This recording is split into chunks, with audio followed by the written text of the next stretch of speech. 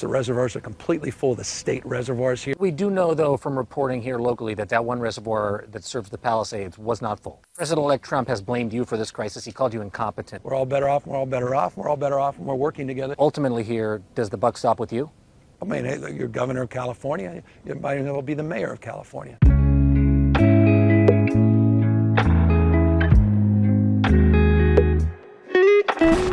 Democrats in California are finished. Neither the mayor of LA, Karen Bass, or the governor of California, Gavin Newsom, wants to take any responsibility for these catastrophic Los Angeles fires. The mayor's been pointing fingers at every single other city official besides herself, and Gavin Newsom's been going on a press tour trying to absolve himself of any responsibility, saying there's nothing they could have done differently, and proving that he has no idea what he's doing. But unfortunately for him, his press tour didn't go as smoothly as he would have thought when Meet the Press interviews him in front of a burnt down home in Los Angeles and exposes every single one of his lies to his face. But before I show you that, let's watch his interview with CNN where he spews nothing but nonsense out of his mouth and also admits it's probably going to be a year before all the debris is even removed. Watch. And I want all the inspections done within 14 days, every single structure that's been impacted by these fires. So that's thousands of homes. Thousands of homes. And so that's the mandate. Whatever resources they need, we said we're going to provide it. And then we're looking right now at debris removal. And you're looking at Herculean effort. I'll give you an example. We were just with the inspectors. They say it's a little different world now today with batteries, not just car batteries, but battery packs, people with solar, those Tesla wall batteries and the like. So the hazmat side of this is made a little bit more complicated. The county of LA and the state, working with our federal partners hand in glove, that we can move forward within 6 to 9 months, get all that debris removed, all the hazardous materials removed. If we get this first 14 days done, that will start that clock. You're seeing... Well, you're till the debris is gone, and I said we want 9 months is the goal, 9 months to a year. He just exposed the hypocrisy and ineffectiveness of these liberal environmental objectives. They want to get rid of fossil fuels and natural gas and replace them with electric batteries, which, by the way, come from power plants that are powered by fossil fuels and natural gas. And now when a catastrophic fire comes through and ravishes these buildings, now you have to worry about lithium batteries and other environmentally hazardous material, not just going up into the atmosphere in the smoke, but also now being in the ground and in the soil. And he also said that he wants to inspect all of the fire damage in 14 days. Now that's an impossible task, so I don't even know why he would put that objective out there just for him to fall short, fail, and then point the finger and blame somebody else for it. And he admitted that it's going to be close to a year before the debris is even removed, before people can even start to think about rebuilding. How are these people going to survive? Where are they going to go? Where are they going to be living at in the meantime? And then once you can start rebuilding again, everybody's going to need engineers, architects, designs, permits, and the entire system is going to be overwhelmed by the sheer volume of people who need these things. Not to mention the supply chain crunch from all this limited building material that all these builders are going to be ordering from suppliers at the exact same time. This is a disaster. Now, let's get into this Meet the Press interview because this is where Gavin Newsom gets slaughtered. You've also called for an independent investigation into the issues around water supply that we've seen. What are the questions that you're hoping to answer? The same ones you're asking, same ones that people when I'm in the streets are asking, yelling about. What the hell happened? What happened to the water system? Was it, and by the way, was it just overwhelm? That you had so much that was used, we drew it down. Was it pipes? Was it electricity? It was a combination of pipes, electricities, and pumps. What was that drawdown? Impossible because you lost 7,000+ structures right here anyway, and every single structure we lost had a pipe that was leaking, and we would have lost that water pressure anyway. Did it contribute in any way to our inability to fight the fire, or were 99-mile-an-hour winds determinative, and there was really no firefight that could have been more meaningful? So all of us want to know those answers, and I just don't want to wait because people are asking me. I want to know those facts. I want them objectively determined, and that the chips fall where they may. This is not about finger pointing. You say what to people who insist that these independent investigations or calls for them, are you passing the blame on to other people? How could it be when we're doing an independent investigation and we just want the adjudication of the facts? As I say, it's not about finger pointing. It's about answering the questions you and everybody wants answered. And I think there's a propensity to wait to answer those questions. And people want immediacy. They want response and responsiveness. And so that's the idea. Ultimately here, does the buck stop with you? I mean, you're governor of California. You might as well be the mayor of California. We're all in this together. We're all better off, and we're all better off, and we're all better off, and we're working together to take care of people and to make sure people are supported, we're empathetic, and we're here not just in the immediacy of the crisis, but we're here after the crisis, as opposed to creating a crisis in the middle of this. First off, what is up with his weird body movements? He's doing a lot of that, and I just don't understand. It looks like somebody who's extremely uncomfortable because they know that they're responsible for the second largest city in the United States burning to the ground. But basically all he admitted through his excessive word salad was he doesn't understand what's going on. He has no answers. He doesn't know what the cause of this was. He doesn't know what he could have done better. I mean, these people are so unaware. They have no self-awareness, and they can't look at themselves and admit they're the problem. This was nothing short of a failure by state and local politicians. Yes, the Santa Ana winds contributed, but those come every single year. It's not like this is a new phenomenon to Southern California. So the fact that they were this grossly unprepared during a time that they knew that it's dry and the winds are ferocious is nothing short of incompetence. Now, the reporter asks him about his executive order that he passed, which is supposed to fast-track building and remove regulations, and Gavin Newsom admits it's actually going to do the exact opposite of that. Watch. What is this executive order? What are you hoping to accomplish? Look, we've got to be thinking 3 weeks, 3 months, 3 years ahead. At the same time, we're focusing on the immediacy, which is life, safety, and property. And so that's exactly what we're doing with disaster assistance, making sure people are getting their applications, addressing the issue of fraud. And that's an issue we've got to address, price gouging. So executive orders on price gouging, recovery. California leads the nation in environmental stewardship. I'm not going to give that up. But one thing I won't give into is delay, because we want you to come back, rebuild with higher quality building standards, more modern standards, and we want to make sure that the associated costs with that are not disproportionate. He also posted a tweet saying that he was going to cut all the red tape and all the regulations, which prompted a firestorm of responses being, if you guys can cut all these regulations and buildings can still be built to the satisfaction of the state, then what were the point of all these excess regulations in the first place? And the second thing he said, which completely contradicted his whole cut the red tape comment, is now he wants people to rebuild with modern, more expensive building materials, modern building plans, updated to a modern building code. I know tons of developers in Los Angeles, and that is the number one thing that makes all buildings so expensive, is having these ridiculous building codes and requirements and requiring the most expensive material in order to get anything done. So I don't see how both things can be true at the same time, but he doesn't care. He's just saying stuff, trying to absolve himself of any kind of responsibility and blame, and just shift it elsewhere. Now, here is where he calls Gavin Newsom out to his face for lying about all the reservoirs being full of water. Watch. A constant communication. I'd like to extend that to the president-elect. I don't know what he's referring to when he talks about the Delta smelt and reservoirs. The reservoirs are completely full. The state reservoirs here in Southern California. That mis and disinformation, I don't think advantages or aids any of us. Responding to Donald Trump's insults, we would spend another month. I'm very familiar with them. Every elected official that he disagrees with, very familiar with them. We do know, though, from reporting here locally that one reservoir that serves the Palisades was not full. And that's exactly what triggered my desire to get the investigation, to understand what was happening with that local reservoir. That was not a state system reservoir, which the president-elect was referring to as it relates to the Delta and somehow connecting the Delta smelt to this fire, which is inexcusable because it's inaccurate, also incomprehensible. This man is such a grifter. He wants to claim that all the reservoirs were full and then gets exposed right there that the Palisades Reservoir, which was right next to the fire, was actually empty. And this is where local officials are 1,000% to be blamed, because all of the water was coming from the bottom of the hill, so it was having trouble going up the hill while maintaining the water pressure that it needed, and it was just draining the supply. But if that reservoir would have been full right next to the fire, they would have had 120 million gallons of water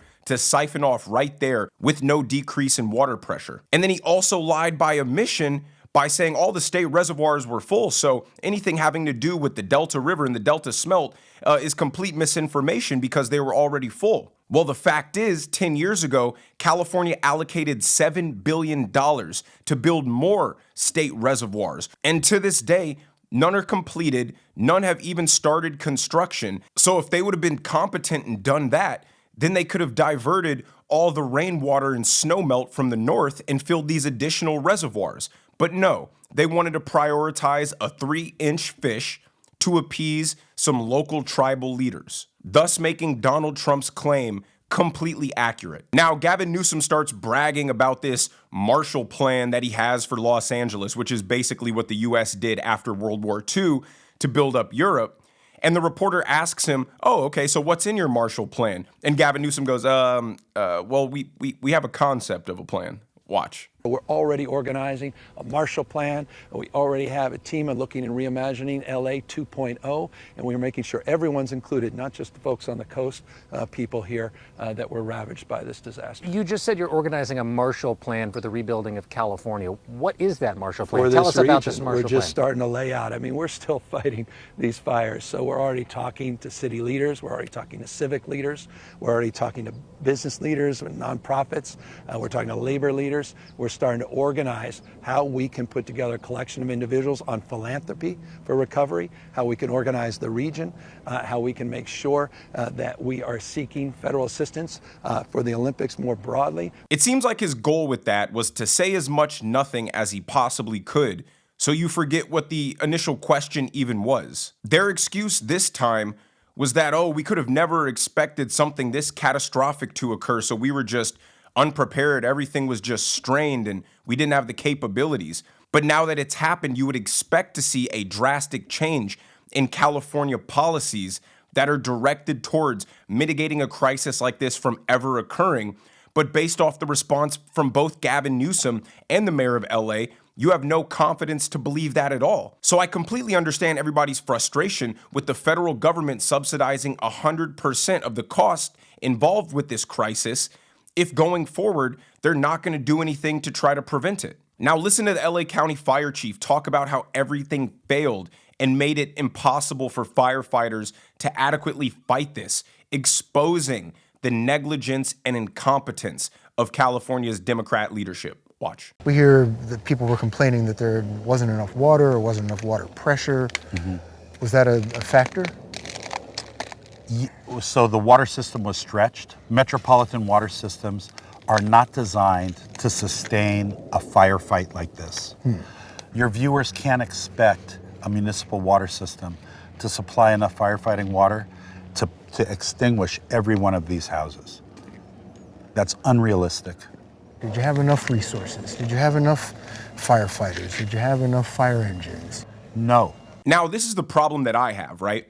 They say that, oh, a municipal water system wasn't designed to handle this kind of catastrophe.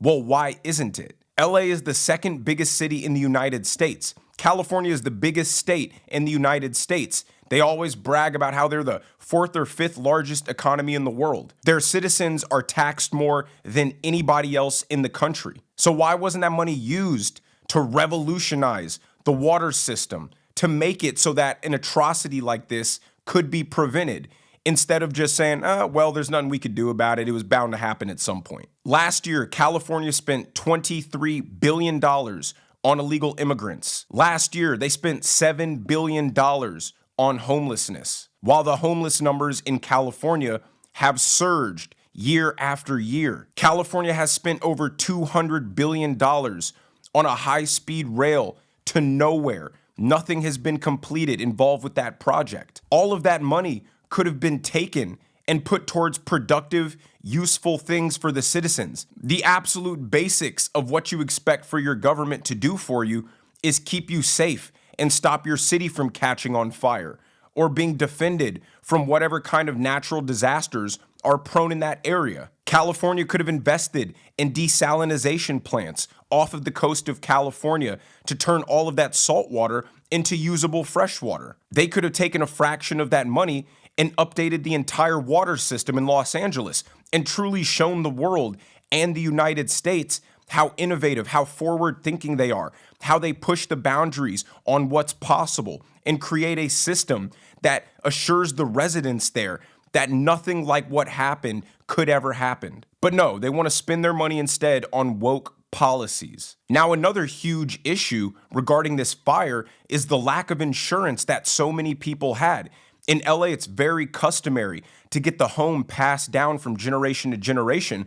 And because it doesn't have a mortgage, there's no bank requiring that you have insurance. So a lot of people went without insurance because insurance simply wouldn't give coverage because of the huge wildfire risk. And instead of listening to what these insurance companies were saying, California just outright rejected the risk involved, coming from the #1 risk assessors that there are in the United States. Now, in 2023, 7 of the 12 largest insurance companies by market share in California either paused or restricted issuing new policies in the state. State Farm discontinued coverage for 72,000 houses and apartments in California last year, dropping nearly 70% of its market share in Pacific Palisade.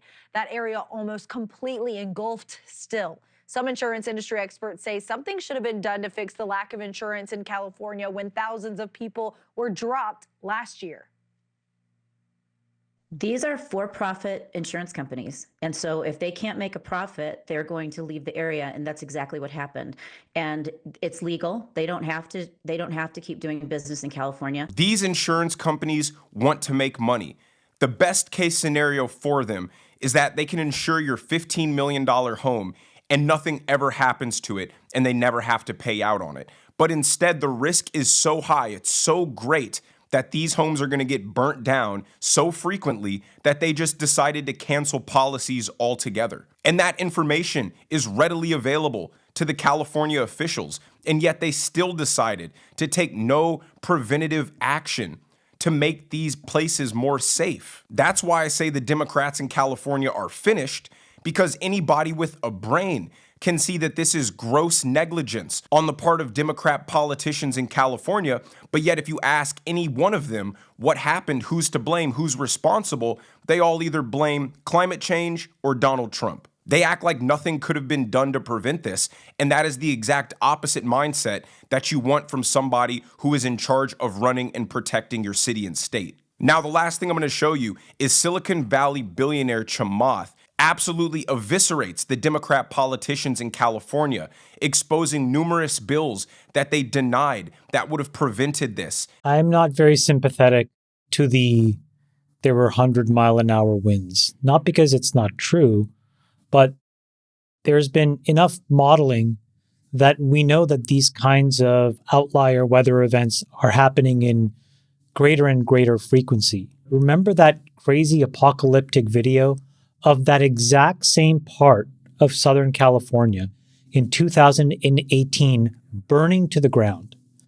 Can we just look at that, all of us collectively? Because that was 6 years ago. In the 1950s, the average amount of timber, so wood that was harvested in California, was around 6 billion board feet per year. In the intervening 70 years, that shrank to about 1.5 billion board feet. And so you'd say, okay, well, that's a 75% reduction. We must be making a very explicit stance on conservation. It turns out that that's not entirely true, because what it left behind was nearly 163 million dead trees. Dead, like gone. And so you would say, well, those things should have been removed. And the problem is that then there's this California Environmental Quality Act, CEQA, hopefully I'm pronouncing this right, and a whole bunch of these other regulatory policies that limited the ability of local governments and fire management to clear these dead trees and vegetation. And I think that that's a really big deal. And when you double click on that, here's where you find the real head scratcher. Okay? Multiple bills.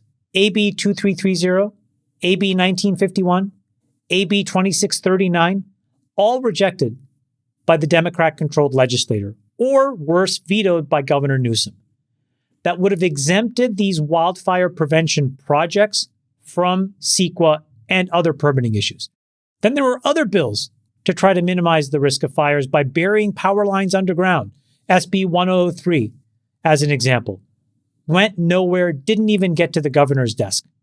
So I'm just a little bit at a loss to explain these two bodies of data. So you have 130 million dead trees acting as an accelerant anytime a fire occurs. Any attempt to give these cleanup operations exemption from these wild environmental regulations are shut down. Putting these power lines underground so they stop catching trees on fire or falling down and spreading fires was also rejected. Money for the water reservoirs that was allocated 10 years ago hasn't been used, so it's safe to say it's effectively been stolen from the taxpayer. What more evidence do the people need to see that their politicians failed them because they were just concerned with unserious things? It's bewildering to me that these politicians think it's unreasonable for the people to want to hold them accountable for this disaster. I mean, in a private business, if you miss a deadline or send the wrong deliverable to a client, you're liable to get fired. It's only in government did the elected officials think that they can let a city burn to the ground, and that isn't justification for termination. But let me know what you guys think down in the comment section below. Do you think Gavin Newsom and the mayor of LA should both resign after this disaster? If you enjoyed the video, make sure you smash that like button. Make sure you subscribe to the channel if you haven't already. Turn on those notification bells so you never miss a video. And I will see you guys in the next one.